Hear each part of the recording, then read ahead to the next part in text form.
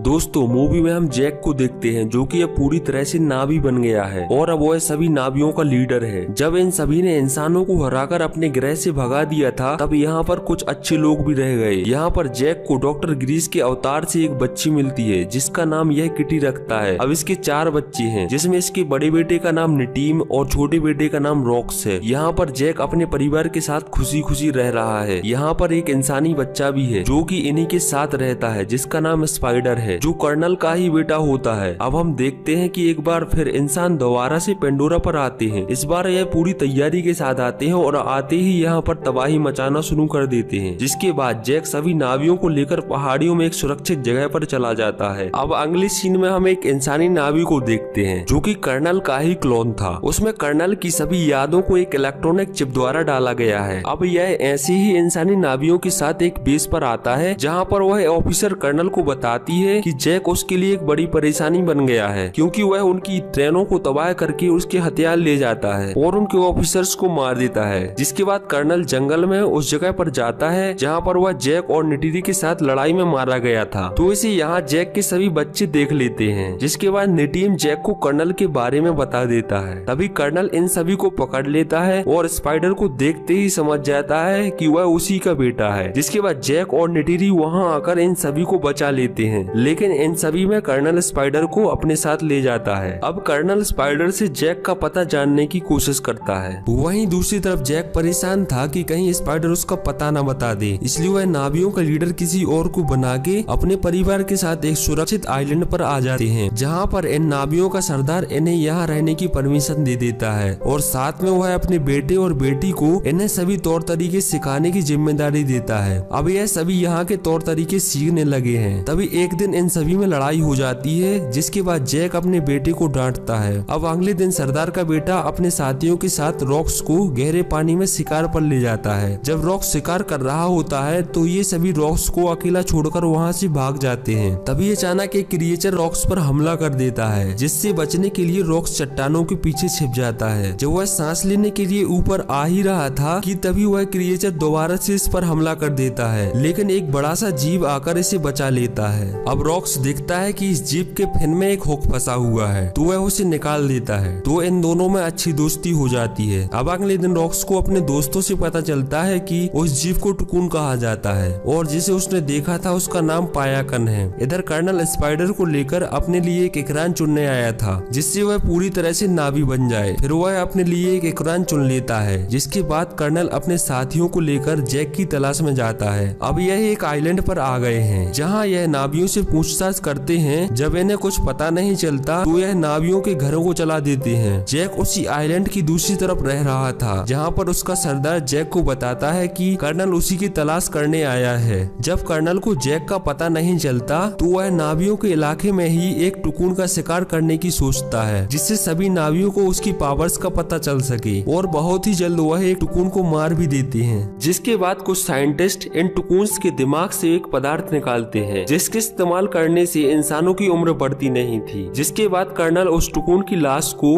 उस आइलैंड के पास ही फेंक देता है जिसको देखकर सभी नावी दुखी हो गए थे क्योंकि वह इन टुकुन्स को अपने परिवार का हिस्सा मानते थे। अब सभी नावी बहुत ही गुस्से में थे और कर्नल से अपना बदला लेने की सोचते हैं। तब जैक सभी को समझाता है कि वह सभी कर्नल से लड़कर जीत नहीं पाएंगे क्योंकि कर्नल के पास बहुत ही आधुनिक हथियार हैं। अब जैक के बेटे रॉक्स को पाइकन की बहुत चिंता होने लगती है तो वह उसे सचेत करने के लिए जाने लगता है। तभी उसके बहन भाई भी उसे रोकने के लिए उसका पीछा करते हैं। वहीं वह देखते हैं कि पाइकन को एक तीर लगी है तो ये सभी उस तीर को बाहर निकालने की कोशिश करने लगते हैं। तभी रॉक्स देखता है कि कर्नल की शिप उनकी तरफ आ रही है तो वह जल्दी से जैक को कर्नल के बारे में बता देता है। अब जैक सभी नावियों को लेकर बच्चों को बचाने के लिए निकल आता है। इधर सभी बच्चे मिलकर पाइकन से तीर को निकाल देते हैं लेकिन अब कर्नल के साथी इसके पीछे पड़ जाते हैं और इन्हें एक जाल में फंसा लेते हैं। फिर कर्नल इन्हें अपनी शिप पर ले जाता है और उनको बांध देता है। जिसके बाद कर्नल जैक को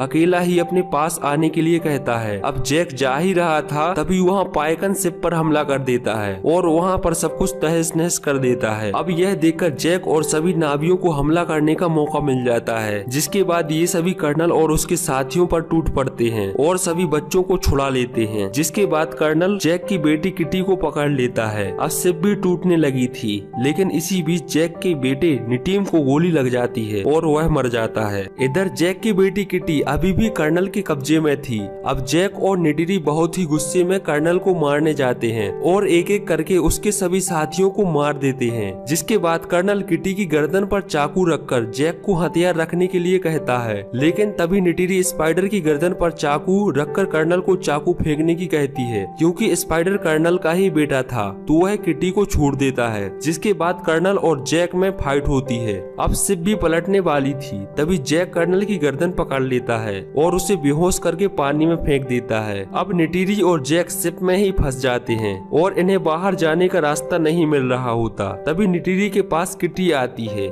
जो उसे बाहर जाने का रास्ता दिखाती है। इधर रॉक्स अपने डैड जैक को बाहर निकाल लेता है। तभी यहाँ स्पाइडर भी कर्नल को बचा लेता है। अब कर्नल स्पाइडर को अपने साथ चलने के लिए कहता है, लेकिन वह उसके साथ नहीं जाता। अब यह सभी मिलकर निटीम को इनकी देवी ईवा को सौंप देते हैं और इसी के साथ यह मूवी यहीं खत्म होती है। ऐसे ही मूवीज का एक्सप्लेनेशन सुनने के लिए हमारे चैनल को सब्सक्राइब करें और वीडियो को लाइक करें। धन्यवाद।